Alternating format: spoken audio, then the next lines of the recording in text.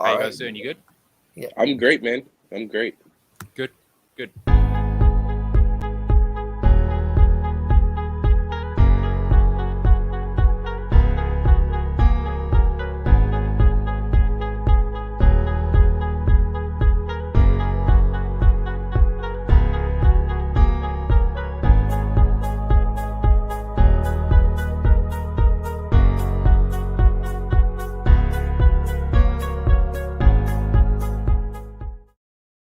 Yo, what is going on, everyone? It is Big Play Slay here, coming back with another live stream. And today we have a special guest. We have a Detroit Lions fan on the channel. Just don't even confuse me as a Lions fan, because I know a lot of people like to do that nowadays with the whole Darius Slay thing. But yeah, introduce yourself, Matt. And where they can find you and your podcast at with your guys over there on the Roar of the Lions UK. Thanks, man. I'm Matt. I'm the host of the Royal Alliance UK podcast. You can find us with that name on YouTube, Twitch, Facebook, Instagram, Twitter. We've been going about 15 months or so now, and we signed a deal last week to be contributors on the Lions Nation Unite app, which is a really exciting new project where they're going to bring together all the kind of non-paid media guys who like do YouTube and whatever. I would say the hobby contributors, the best of them, they're all kind of coming to this app, and it's a really exciting thing. So that's our new project, and really just excited to be with you guys chatting about the game tomorrow. Yes, sir. I have a question before we get into this, because the NFL is not a natural thing in the UK like it is for us over here in the States.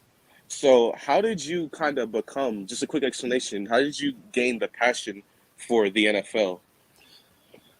Oh, that's a good one. I mean, I played rugby as a kid from like the age of 4 or 5, so I knew anything with like an oval ball would kind of suit me generally. And then I started watching it during college, and I started watching it a little bit during 2008, which was the Lions 0-16 season.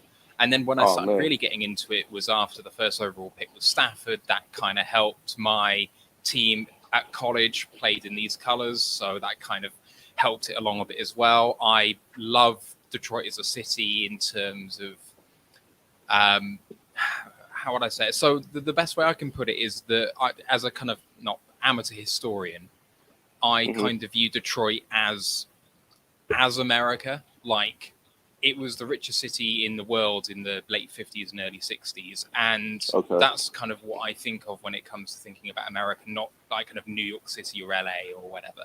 And if you have a look at some of the architecture from that time, Grand Central Station's an absolutely beautiful building over there. And, you know, it's got a very rich history compared to, I guess, some of America, which is like new money. And that's old money. And I kind of like that aspect of it. And the team and the people, very blue collar, hardworking people, and that kind of resonates with me too. So I like the vibe of the people. I've always enjoyed watching the team, and they've been exciting to watch over the years. I mean, they've been awful for a long time, but they've delivered lots of like fourth quarter comebacks and, you know, close victories and losses here and there, and a lot of heartache. And there's nothing that makes you fonder for a team than some really close losses over the years. Yeah.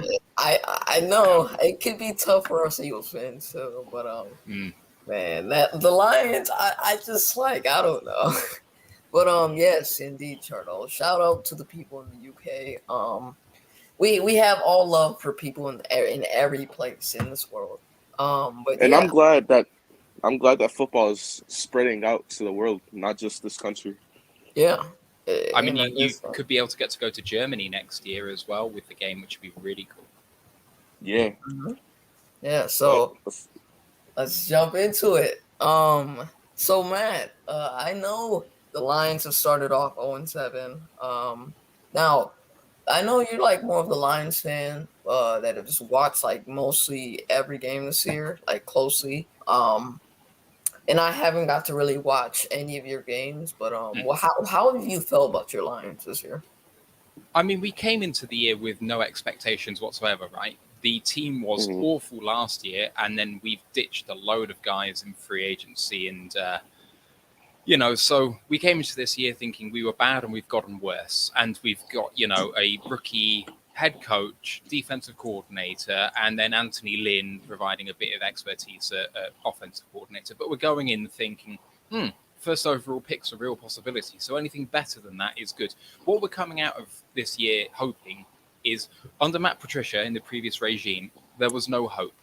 It didn't look like they were buying into him. It didn't look like he was ascending. You know, it looked like the team was on the slow decline. And so what we've done is kind of hit the reset button and trying to rise from the ashes. So what you want is just to find out that you have some good young players on your team, the kind of foundation to build upon, and that the coaching passes the eye test. There's no glaring mistakes, just something to be positive about. And looking at what we've done so far, in the 7 games we've had 2 really bad games. That was Chicago in week 4, lost 24-14, but we never looked like we were in the game. And Cincinnati in week 6, 34-11 that game, and they absolutely blew us away. But the other games, we've been very, very competitive. We gave San Francisco a fright after being blown out, and we took them to pieces in the second half. And if that game was 2 minutes longer, I feel like we would have won that game. We were ahead against Green Bay away at halftime. We lost to Baltimore and Minnesota on game-winning field goals. And against LA, I don't know whether you saw that game on Sunday, but I did. That was fun. It was a really fun game. Yeah, so I was playing close attention at the end.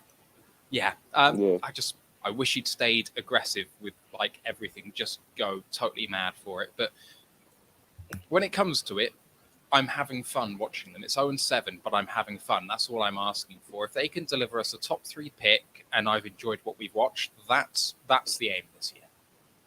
Okay. MG, do you have a question for him? So that's kind of what I want to get into as far as, you know, the Lions being 0-7. But what I always say about the Lions is that the Lions are such a fun team to watch this year, as because no matter what, they're always going to be competitive in the game because they never give up. They keep fighting. So obviously that isn't resulting in the wins, but it's just I kind of get inspired by how the Lions, you know, continue to fight. But I mean, when you look at the Philadelphia Eagles this week, looking at their record and, you know, us being a very beatable team, do you think this is where the Lions' first victory can come? I mean, it's really hard to pick the Lions in any game at the moment. We're 0-7 for a reason, despite me saying, you know, we're in all these games. You'd hope that if you were a team worthy of a win, you'd have one by now. So it's tempting. I mean, the thing that I would say that distinguishes Philly, even though they have 2 wins, and ourselves are 2 things. One, Jalen Hurts raises your ceiling. No matter how bad he's been in some games, what the work he does with his legs means that you guys are going to have opportunities to convert losses to wins, but Goff doesn't provide you with that. The other thing which distinguishes us is that I think that our coaching has been significantly better than yours. Yes. You have the most efficient running game in the league, in my opinion, but you are 32nd in rushing attempts. And if that's not a failure of coaching, I don't know what is. Like, that's the biggest thing that stands out to me. So the misuse of Sanders, the misuse of Hurts, and frankly, an offensive line that should be doing better because it's loaded. Like, your trenches have been loaded for ages, and your offensive line isn't doing the business, and that's got to be down to coaching too. So it's a winnable game for the Lions, but I don't expect it. You know, it should be a couple of points either way. It should be a close game. Yeah. Yep. And they have Deuce Staley. And I think Deuce Staley wants to get the W this week. I think he really wants to get the W this week because, look, I mean, Sirianni right now, he's not doing so well for us. And we had the chance to take Deuce Staley, and he's been in our system for so long. And we didn't decide to give him a chance. And that really kind of hurt the soul of Eagles fans because even though he's not the biggest name, players want to fight for him. And I've seen that a lot through the years, even if he's not the head coach. I mean, MG, do you want to touch on that? I mean, what I see from Deuce Staley is that he's a guy who is going to cater to his players.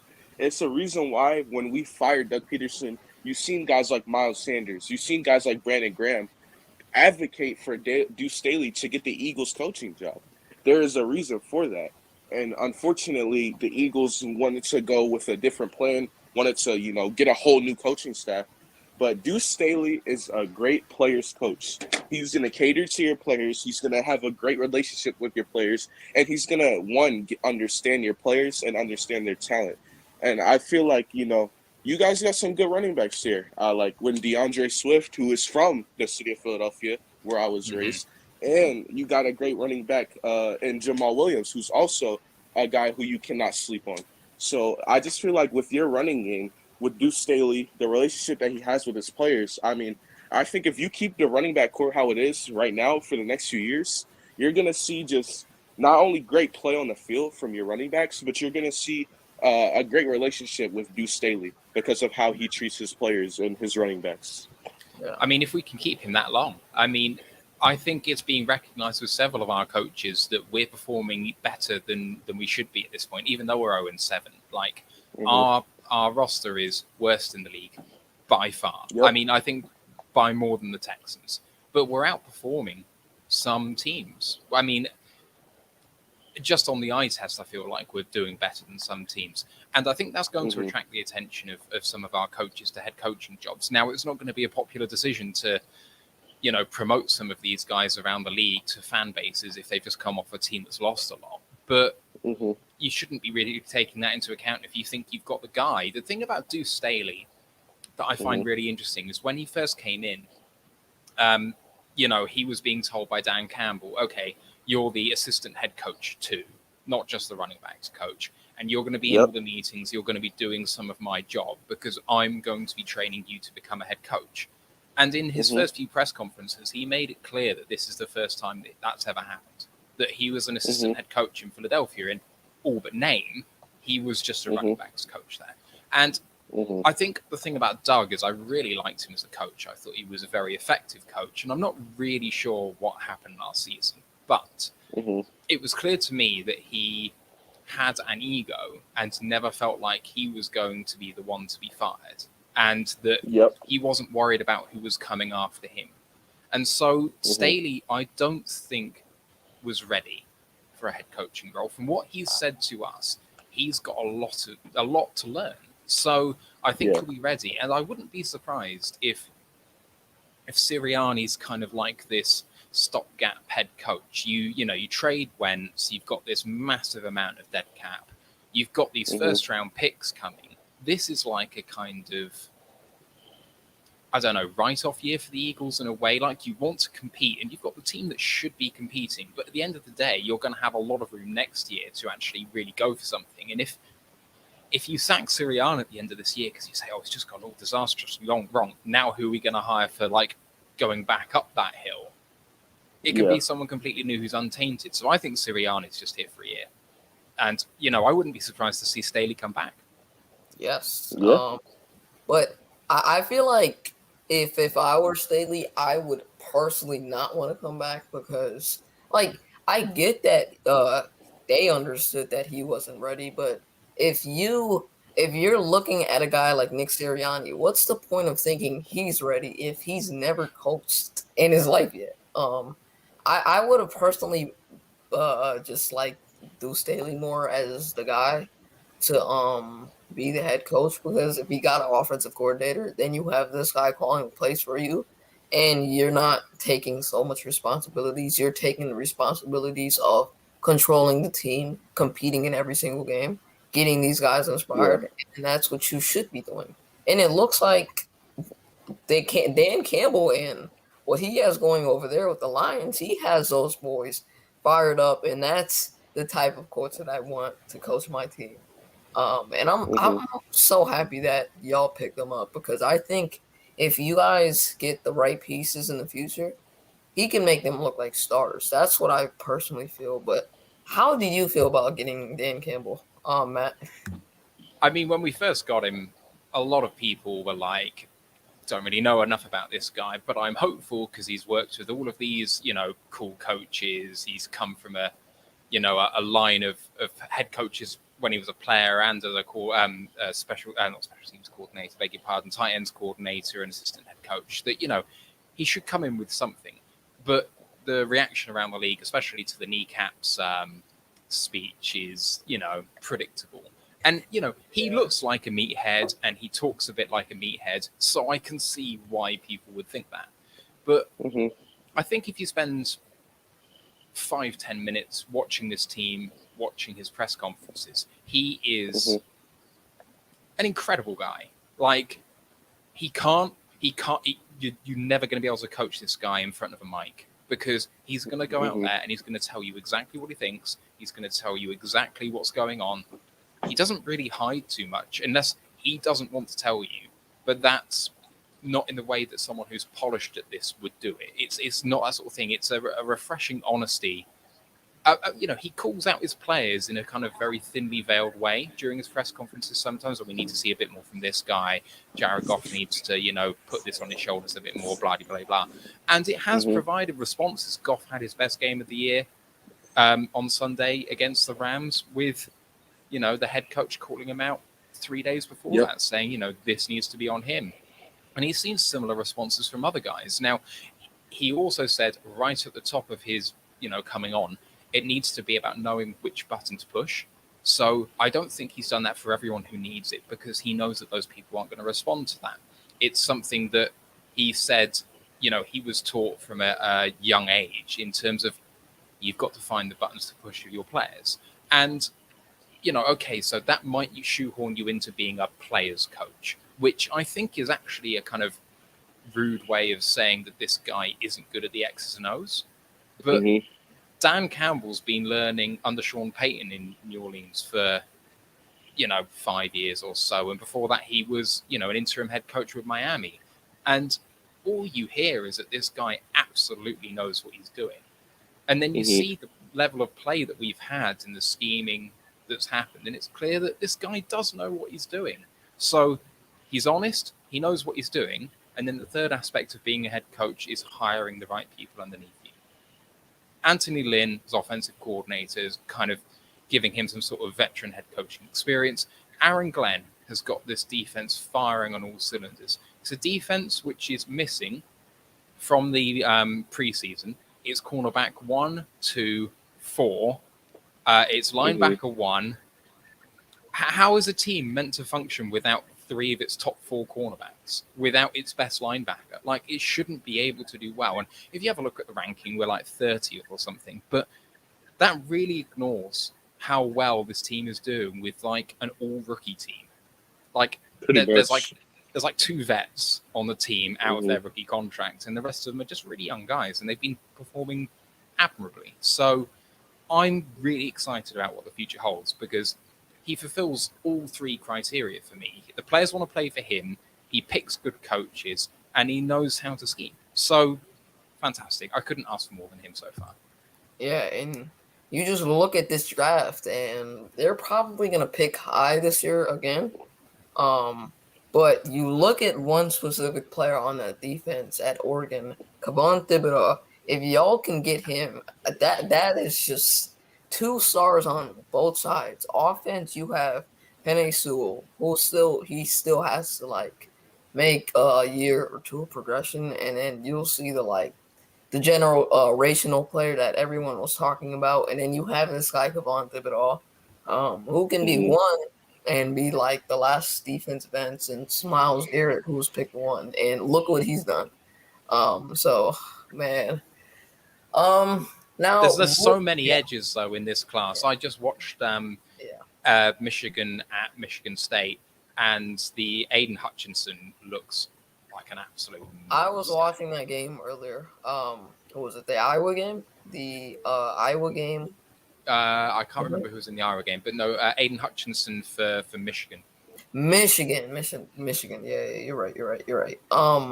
But for the Eagles, there's a guy that the Lions know pretty well on that defense. Number 2, big play Slay, Darius Slay. This week, is this game in Ford Field, by the way? It is in Ford Field. So that's going to be an emotional game for him, because he's going back to where he was drafted in. And honestly, I don't know how that's going to pan out. But, man, I hope he gets Darius slays or picks people off like Jared Goff. Hopefully Goff makes a couple boneheaded plays, but how Darius Slay's gonna get a pick. oh He's yeah, getting a pick this game. but is there a player on offense to watch out for the Lions? And I've heard of one guy, the Tennessee player that went to the Lions. He's been like really good. I don't remember his name, but Khalif Raymond. him, he's been a monster this year. He's been really good, actually. So he was a kind of core special teamer, and I think he was the punt returner, kick returner for a few years in Tennessee. And I think he had one touchdown in his career before coming here. Let me have a look. The Ravens, the playoff game in the Ravens, I think. Yeah. He had a touchdown. Yeah. So in his career before the Lions, in 4 seasons, he only really played 2. He had 71 yards total. He has 334 in these 7 games with 2 touchdowns. And on Sunday against the Rams was the first time he's ever broken 100 yards in a game. So he's starting to show it. But the reason that that's happened is Goff has started trusting that if he throws the ball up there, Raymond's going to go and get it. So everything that's happening through the receiving game has to be because of Goff. And, the receivers have to do their job too. But yeah, Raymond's one to look out for. He's on the shorter side, and we're asking him to play outside receivers. So if he picks up Slay, that's going to be a really tough assignment for him. I don't know. I think the threats on offense for us are super obvious. I think it's Hockenson and it's Swift. And like MG Nas said, you don't want to ignore Jamal Williams because Williams is the starter. Swift is not the starter. Williams gets the carries the first 10 or so and kind of softens up the defense, and then Swift comes in for like the punching the hole through the weakened spot. So Williams is a guy who consistently gets 5 yards of carry, and he's been terrific. So yeah, those are the guys to look out for. Our wide receiver core is awful. Really, really TJ Hawkinson's your wide receiver 1, to be honest. Yeah, basically he kind of is. He is, but he drew Jalen Ramsey man to man all day on Sunday, and that really limited him. And that's what teams have been doing. They've actually been putting their best cornerback on him, and then double teaming him with a linebacker or something like that. So it's been really hard for Hawk to get in the game, and I fully expect Philly to do something similar. I mean, we've done solid against tight ends. Now if Darren Waller played against us last week, he would have probably had maybe 200 yards and counting. But the other tight ends, Kittle and Kelsey, they're top notch of tight ends, and they were held to 100, under 100 actually. So if we can do the same against Hawkinson, that would be good. But I'm honestly worried about guarding Khalif Raymond because then again, if you look at Raymond, he's like a deep threat, right? He's like that. Yeah. And I mean, kind of. Yeah. Sorry. Now, what were you saying? No, I mean, so just with Raymond, he has good short burst quickness, but he doesn't have elite top end speed. So he's not going to blow the top over the defense. If he's going to do that, he's going to do that with route running, which is okay, but it's not the best. But he's lightning over like 5-10 yards. So if you can just keep him in front of you there, he's not the shiftiest underneath. That's not his role. So we'll see. I think that if you watch tape on Raymond, you should be fine. I think it's when he goes under the radar that you focus on Hawkinson and Swift more that he can break out. But you absolutely should focus on Hawkinson and Swift more. So, he's got a chance. He's always going to have a chance. Yeah. And I think, too, Hawkinson, I mean, we already know we're lining up against TJ one-on-one situations. Yeah. It's going to be Darius Slay. And the thing is with the Lions is that your receiving core is so young. I mean, you have Quintez Cephas as your for weeks I thought he was your best receiver. You got Khalif Raymond. Like, you guys have such a young receiving core. But Corey Davis a few years ago made his name as a young wide receiver against the Eagles. So I just would not be surprised if a guy like Quintez Cephas makes a name for himself against the Eagles. I mean, I wish he could, but unfortunately, he was moved on to IR about 10 days ago. So he's really? done. Yeah, he's done for a little while. He absolutely has looked like our best receiver so far. He was a 5th-round pick last year, and he's Out our of best guy. Wisconsin. Like, it's shocking. Amon Ra is our 4th-round rookie, and he's looked really good out of USC. Mhm. But Yeah, him, Amon Ross St. Brown. I love that guy, man. he's a really interesting guy to listen to, and he works really hard. But we haven't really incorporated him into our offense this season. He was a big part of preseason. He was a big part of practice, and he's had a couple of games where he's looked okay. But most of the time, he goes without a target, and it's like, why? He's basically on for every snap. Like, I know you wanted to run through Swift, Raymond, and Hawkinson, but my God, like, give the guy a chance. I mean, we've been feeding more targets to guys like Kadero Hodge and Trinity Benson. Hodge, Benson, we actually traded for. He was going to be cut, and we traded a 5th and 7th round pick in return for a 6th in 2023 for him. But he's barely seen the ball either, too. So I don't know. It all comes back to Goff. I know we want to talk about receivers, but you need to get the ball to them. You need to give them a chance, and he's not doing that. So. Yeah, I always talk about receivers like we can always talk about wide receivers. That's my favorite position in all of football, but it's always at the back of my head, like, man, who's giving the ball to them? Like Allen Robinson, Bears wide receiver for years, has always had a bad quarterback, but he's made way. But for receivers like the Lions that are young, I feel like your young receivers can't really get the big opportunities because the guy who's giving them the ball right now is not the most consistent guy in the NFL. He's not been the best. Sorry. Yeah. No, you go.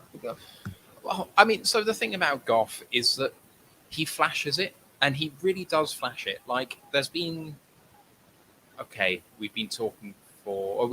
we've played 7 games, so that's 28 quarters. I want to say he's played 11 good quarters of football. Maybe that's a bit generous, but he's got it.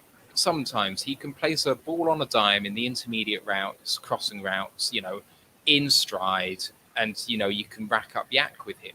But he's a confidence guy, and that confidence gets shot very quickly. If he misses a few receptions, if he puts the ball, not quite in the right place, if he gets roughed up a little bit, it's gone, and that's him for the game. So you have to have the mental toughness, and he lacks that a bit. The thing is, if you talk to him, then he doesn't look like he's suffering at all, but it must be happening because something changes with him, and he's on the hook for $30 million guaranteed next year. And I know that's part of the trade with Stafford. I know we got, perhaps a little bit of compensation to take on that contract as well as trading away Matt Stafford. But I don't want him here next year. I really don't. Do you want to draft a quarterback? I mean, it's really hard because if you draft a quarterback, you're drafting one in a position where you've already got a lot of money on the line when you could be drafting someone else there who's a really good talent and just saying, you know what, next year's a write-off too. Let's just hope Goff can do something with these guys instead. But I hate the idea of writing off basically another season. I don't want to do that. So, how patient can I be? I'd rather draft one in an ideal world in 2023 and fast forward to then, but that's not realistic. So part of me thinks that Malik Willis is going to slide into the second round and we could take him 33, maybe, like first pick of the second round, maybe. Because he's a project. He needs to sit for a little while. He needs to learn his craft, especially in the NFL. There's a couple of other quarterbacks I quite like to draft, but Corral is another one.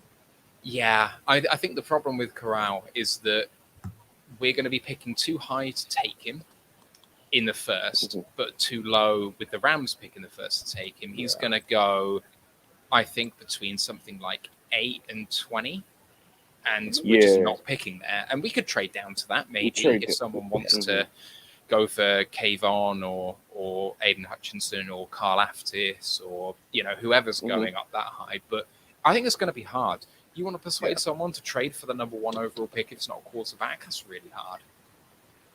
And I've actually heard someone say he's basically a Philadelphia fan. Eagles fan, basically. He actually compared Matt Corral to Jalen Hurts. I don't know how to like look at that. I guess I can see where he's coming from, but I don't know how to compare Matt Corral. He's a different quarterback. Yeah, What's he's up? different than Hurts. Yeah. I haven't done enough tape analysis on Corral, if I'm honest, so I don't know. I just know that he's good with his legs and good with his arm, and so I can see why, like, someone who hasn't watched the tape would say, "Oh, Hurts is similar." So. Yeah.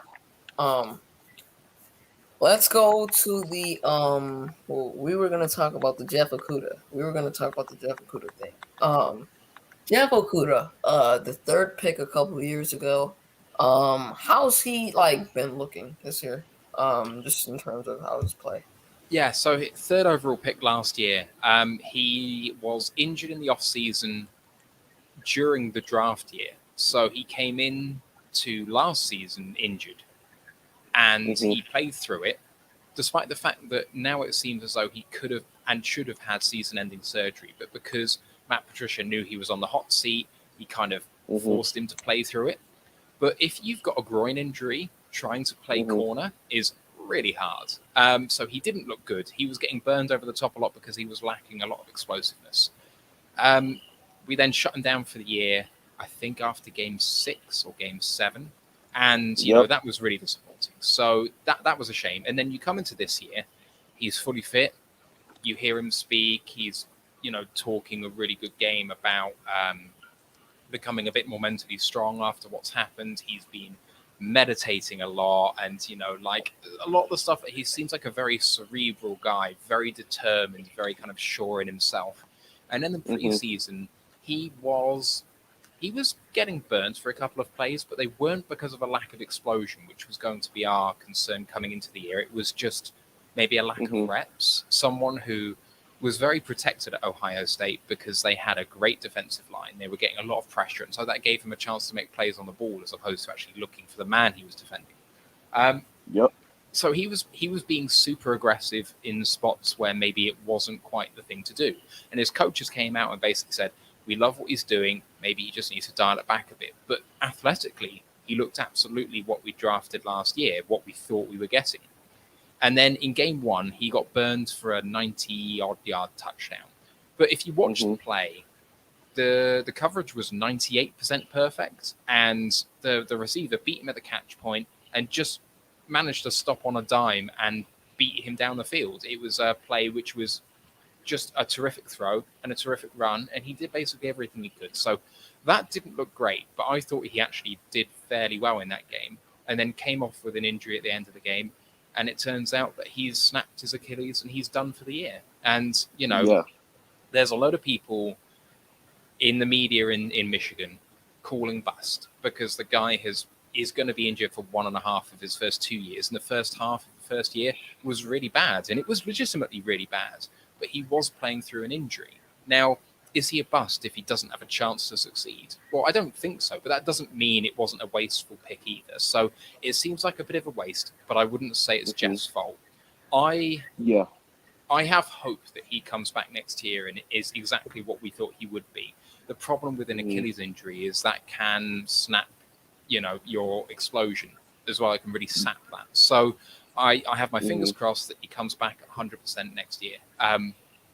But we'll see. He may never be the same player again. So I don't know. He may never have the chance to be the player he could have been. And yet he could surprise everyone by being really good. Yeah. So there's one more question I want to ask you before we get on to who wins. What do you like? How do you think the Lions are going to contain Jalen Hurts, like, to his abilities, basically? Well, I think we've had good practice trying to do it because we contain Lamar Jackson. I mean, this is a guy who, so far this year, several people have been saying those 3 letters that everyone loves to say when a quarterback has a really good game, MVP. And legitimately, in some spots, he has looked really, really good, and not only with his legs, but with his arm. And so, you know, with Lamar, you have to make sure he puts the game on his arm and just try to force him to throw for the win, which he couldn't do against us. And they got it anyway, but only thanks to a 66-yarder and a bit of help from the rest. But the way that we contained him was, I mean, so we transitioned from a 4-3 base to a 3-4 this year. But the 3-4 we actually run is more like a 5-2. So 3 down linemen and 2 outside linebackers basically playing at 9 tech as defensive ends. And then those defensive ends sometimes rush and sometimes contain, and you just have nowhere really for the quarterback to escape to. Like, if they just hold their positions, there's no gaps. It's really hard against 5 to escape up the pocket. And sometimes, you can escape around the corner, but our cornerbacks are very alert to that too in this game, in the Baltimore game. So I fully anticipate us doing a similar thing in this 5 down lineman and probably rushing 4 and containing with 1 and just hoping that you can get the pressure somewhere. I mean, our rush defense has been one of the biggest spots we've had this year. It was our biggest weakness last year, and this year it's been terrific. We have a nose tackle, which you may know the name of, who has done really, really well so far this year. He was our 3rd-round rookie draft pick, Aleem McNeil. And I don't know if you recall, but the Eagles were picking ahead of the Lions in the 3rd round, and apparently he was going to be the pick. And you were offered a trade down to the pick after the Lions in return for a 6th rounder, and I think it was 5 spots or something. You were like, 5 spots, 6th rounder, sure, we'll do that. And we picked McNeil ahead of you. You didn't think that we'd pick another one because we'd already picked Levi Onwuzurike in the 2nd round as another DT. So it didn't seem like we'd go for that, and we surprised you by doing that. And you could see that the Eagles' war room was just gutted with that pick. So angry. And then you picked up Milton Williams, who was actually the guy I wanted.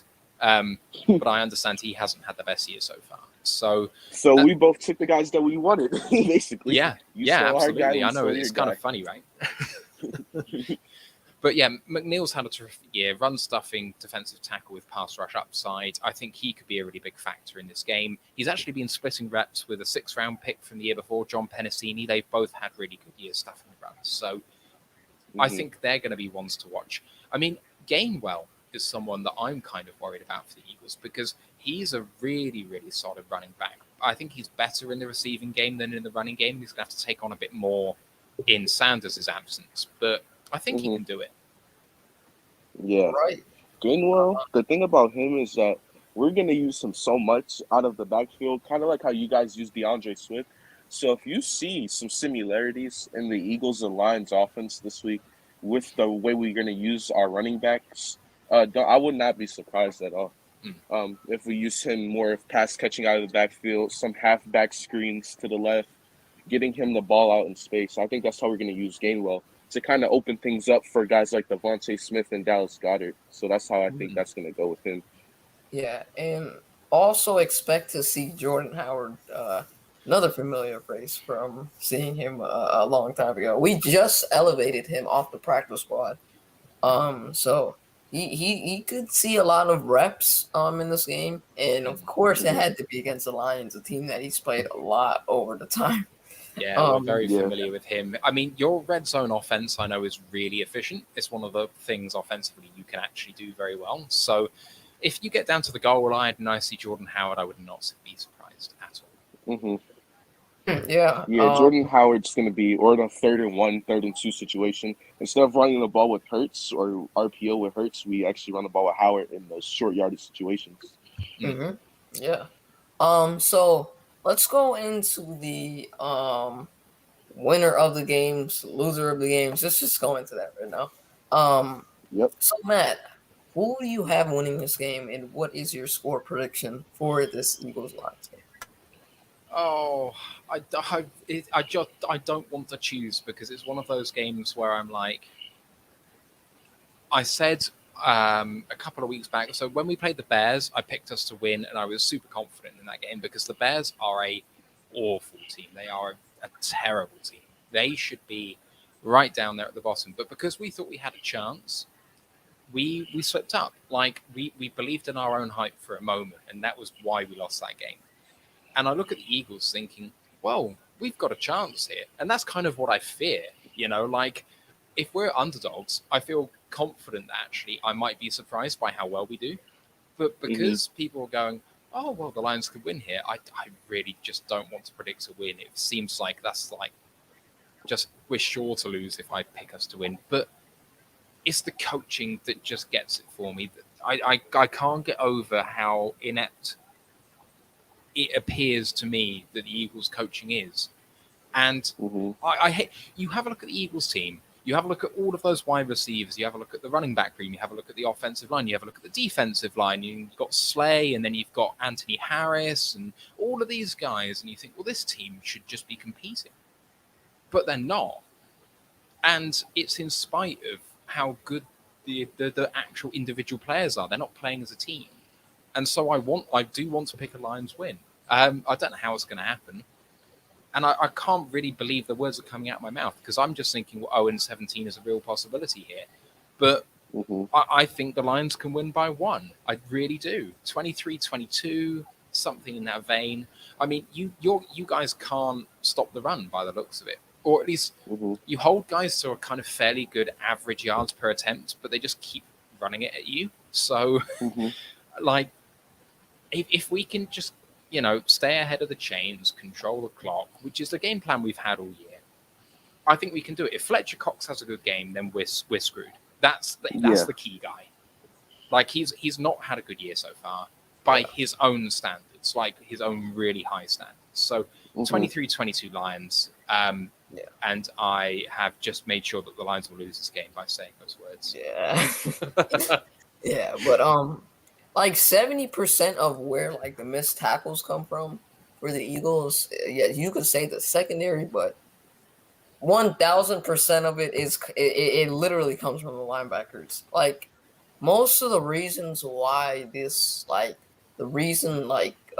our running backs, running backs from other team in general, just keep on just going and going and going and going against us. It's a very odd reason, but it always happens because if you get past the second level, that first level, and you get to that second level against the linebackers, it's so easy to beat us.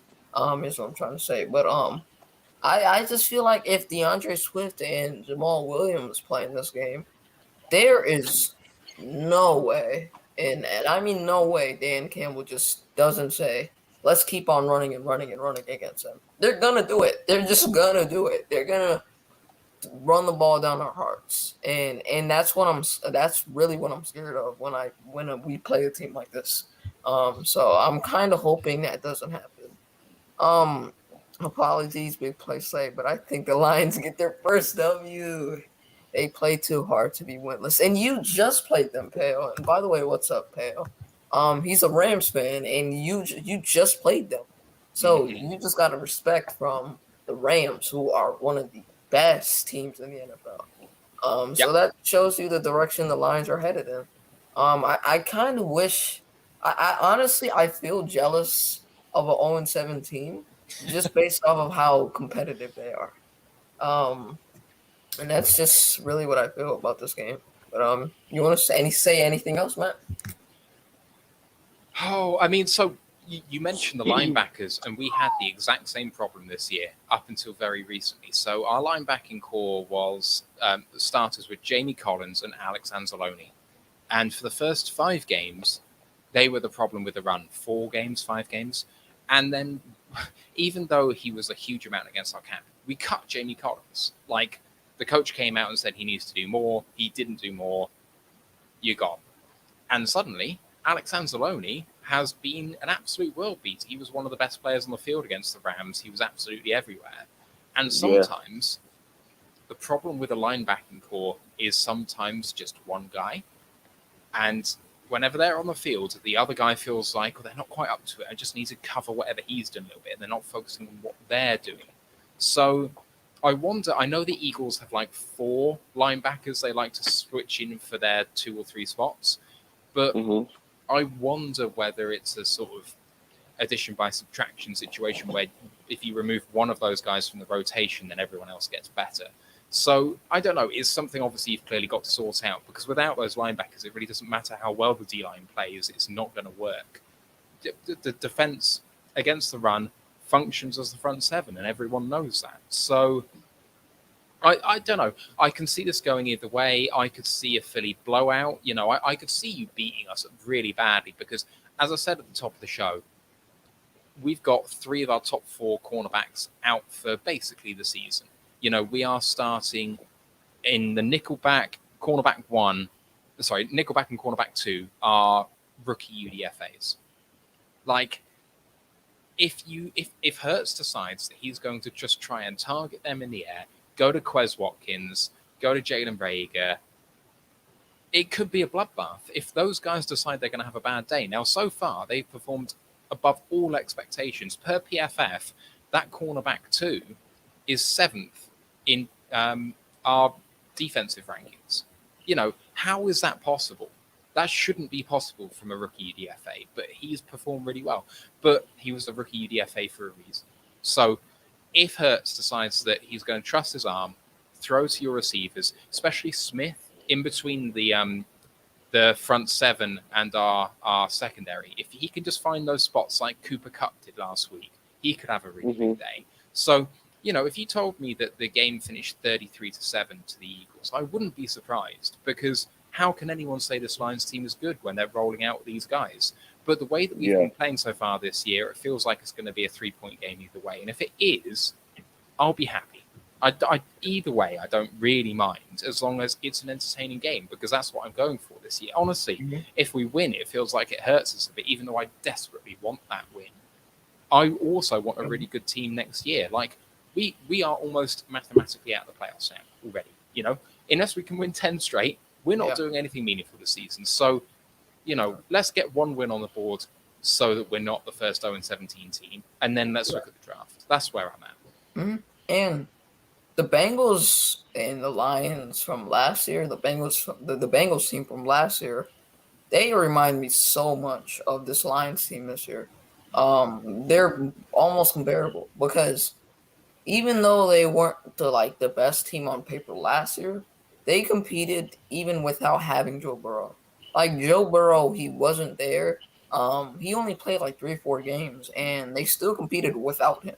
Yeah. And that's kind of what I see with this Lions team. They compete even if Jared Goff's not at the helm, or if he's probably going to be there. And he's played most of the games this year. And if there's ever a chance where the Lions don't have him, you can see what these guys are made out of. But I just love the way that team is going in, and I honestly could see where you're coming from as a Lions fan. You don't want to keep seeing the Lions draft one every single year. You want to see those number 1 picks start producing, and that's something that can be switched in the next couple of years. And Matthew Goodman's right. I mean, so before the Patricia era, we had Jim Caldwell, and in 3 of his 4 years, we finished 9-7 with 2 playoff runs. Okay, we lost both playoff games, 1 to an absolute bullshit call, as is always the form with us and pretty much any other team anyway. I know it happens to everyone, but it feels especially hurtful that one was against the Cowboys. But we were a decent team back then. We had Slay, we had Quandre Diggs, we had, other kind of marquee players, and it was an exciting team to watch. And Dominican Sue. Oh, well, yeah, okay. We can talk about Sue for a little bit. But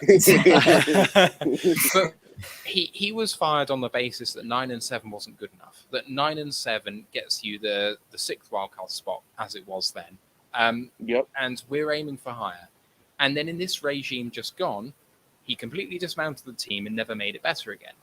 I just want to have hope as a fan. If I go into a season and we finish 6-11, but it looks like we were in every game, that we were competing for playoffs and things just didn't fall our way, I'd kind of be okay with that. You just want to know that your guys have a chance. With Caldwell, we had a chance, and I think that's going to happen with Dan Campbell in the next few years for sure. With Matt Patricia, you didn't have a chance at all.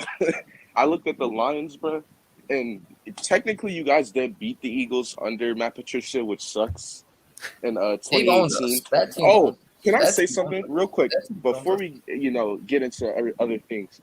On that last time the Eagles played the Lions, Miles Sanders got held for a face mask and they did not call it. He got his head turned around. I wish Miles Sanders was playing because he needs to get revenge against whoever that special teams guy was.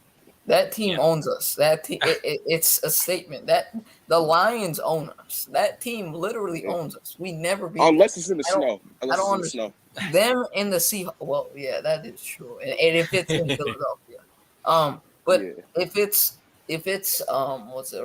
Any part of this like generation or like this era, like this last couple of years, they've owned us. Like we just don't beat them. Them in the Seahawks. Oh, we don't beat, bro. Matthew Stafford, bro, I literally bow down to that guy because he beats us. Like I said, we only beat him in the snow. It took for us to have a blizzard to beat the Lions, literally. Yeah, Stafford's great. I detest the portion of the Lions fans that are like, oh, he's dead to me now. It's like, you can still not root for him, but say he's a great guy. You enjoyed him when he was here, but there's lots of people who just trash him now. And it's like, I don't understand. He didn't retire like Barry. He didn't retire like Megatron. He delivered us 2 first-round picks, which might restart this franchise. Because let's face it, if Stafford stayed here for the rest of his contract for the next 2 years, this team was still bad. Like, he might have carried us to 7-10, 8-9, maybe 9-8, and 9-8 might be good enough for playoffs in the NFC. You've got like 4 or 5 really strong teams, and then those couple of wildcard spots might be a near 500 team. And Stafford might be able to deliver the Lions team there. But then Stafford retires, and what do you have? Like, you're a rebuilding team with absolutely nothing to show for it. With no picks. Instead, you get 2 picks. So, him going was something that he needed and that we needed. And, we've got the Rams pick. And so part of me is like, oh, I hope the Rams do really badly. But it's just so nice to see him doing well, looking like he's enjoying himself. And, him and Cup is a matchup nightmare for anyone. That connection is ridiculous, man. And then Robert Woods is just fantastic. And that whole receiving core is really, really good. Who's the guy who's just asked for a trade? Former Eagle. Deshaun Jackson. Yeah. Jackson. He can't really get many snaps. And when he does, he pulls off an 8-yard touchdown or whatever. So, that team is loaded. And I hope Stafford wins it all. I really wish Jackson stayed with them because, like, I want to see Jackson get used because, I like how Stafford's doing now. He's getting used properly with the Rams, and he's not always trying to playing hero ball. He's not always playing hero ball. I want Deshaun Jackson to feel like this year he can get a Super Bowl with a team that actually might use him correctly. Place. Yeah. What's so great about Stafford this season is that he finally knows how it feels to play on a winning team that most likely has a lead because he's always playing from behind in Detroit. Now that he knows how to play with the lead, I think he's even better than he was in Detroit because now he knows how to win the right way. Knows how to win without having to come back from behind. He's learning how to, in the fourth quarter, you have the lead instead of in the fourth quarter, you're down by 10. Go make magic for it. So that's what I love about, him this year with the Rams. Yeah, the Lions have only had 2 really good years with Stafford. And the first was 2014. And I think we started that season 5-0. And then I think we ended up at 8-5, and then kind of stumbled to 9-7, made the playoffs, and that was the Dallas year where there was a pass interference in the final 40 seconds that was picked up. It was terrible call. Terrible call. Yeah. Terrible. But so that was the year where our defense was excellent and we were always playing with the lead. Like, it seemed like every game we had the lead. But that was the only year we ever did that. And then 2016 was the year where we had 8 game-winning drives, comeback wins. And so, like you say, it was always from behind. And then every other year, we've just always been behind, and we've had the odd comeback win here or there, but otherwise we've just been poor. So he's had 1 year in his career with the Lions where what's happening now has happened before. So it will be new to him, and it'll be interesting to see what happens in the playoffs when it actually comes against good teams consistently. Yeah. And by the way, I want to say you kind of look like Zach Taylor. Do you know the Bengals head coach? I know of him. Zach Taylor from the Bengals. I like if I'm talking to you, I feel like I'm talking to Zach Taylor. I don't know Really? why. No. But Zach Taylor's not British. Well, they look alike though. I mean, I could just not speak. I could just sit here and be like, "Oh, Zach Taylor's with us." I'm like, yeah. I kind of see it. I guess. Kind of. We also had his brother on our team last year before we fired him. Press Taylor. Press Taylor. Yeah. Yeah. The battle for Cavante, but Vibe says because he's a Washington fan. Yeah, we are battling for Kevon Thibodeau. We all are. Washington is a disappointing team, aren't they? I mean, like defensive-wise, yes. I really thought they were going to come into this season challenging Dallas for first in that division. I just thought that defense was going to be loaded and that offense had enough. But the defense has just been so bad. Like, they could be the worst team in the division. Like, the Giants at least have something fun about them. Yeah, and they're gonna turn around in the corner. He looks just like Zach Taylor. I'm telling you, man, I'm not the only one seeing it. Thanks, buddy. Yeah, but MG, do you want to tell him about the Darius Slate thing before we go? Just to make it a little more fun before we end the stream off. So, Big Play Slate, the one that's on the stream now that we're both talking to, he is a Lions fan, okay? I'm not. He became an Eagles fan when Darius Slay got traded here because he didn't like Matt Patricia. He's lying. This is not true at all. I was always an Eagles fan. I didn't even know these guys on YouTube. And what's funny is I actually became a fan like 2013 for the Eagles against the Lions in that snow blizzard game. The snowball. So it's weird. It actually is weird. A lot of things ties to the Lions when you. It's funny how he became a football fan, right? When the Lions are playing. I'm just saying. He might be a Lions fan. I don't know. I'm not. But Slay is like a pro Lions fan. Eagles finally win 30-19. I hope. Khalif Raymond abusing Eagles secondary, but MC, do you want to give your score prediction, and I'll give mine before we get off here? My score prediction is 27-25, Philadelphia. We're going to win by 2. DeAndre Swift's going to have a good game against us, but I think what's going to give it to the Eagles is that Hurts is going to have time in the pocket and get the ball out to Goddard and Smith, and that's going to be what's going to happen. I'll say 24-20, Philadelphia Eagles. So it's everyone is different on their things, but we appreciate you for coming on, Matt. Yes, bro. We 1000% appreciate you for coming on. It's great. Thanks for having me on, guys. Yeah, no problem, man. So y'all can go find him and his crew over there on Roar of the Lions UK. Roar of the Lions UK on YouTube.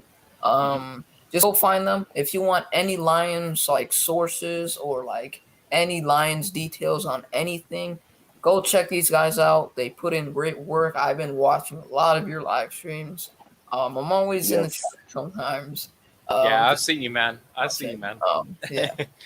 So if y'all want to go subscribe to them, y'all can go subscribe to them. We appreciate y'all for coming on. And thank you to the chat, anyone who's in here. But MG, what do you want to say before we go? It's been great.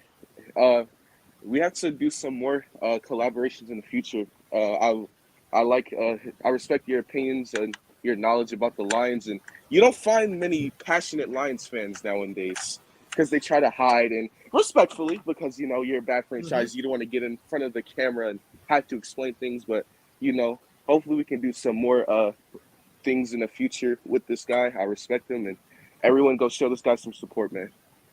Thanks, man. I appreciate that. Also, in the UK, because the best the best London game was a Lions game. It was a win against the Falcons, game-winning field goal.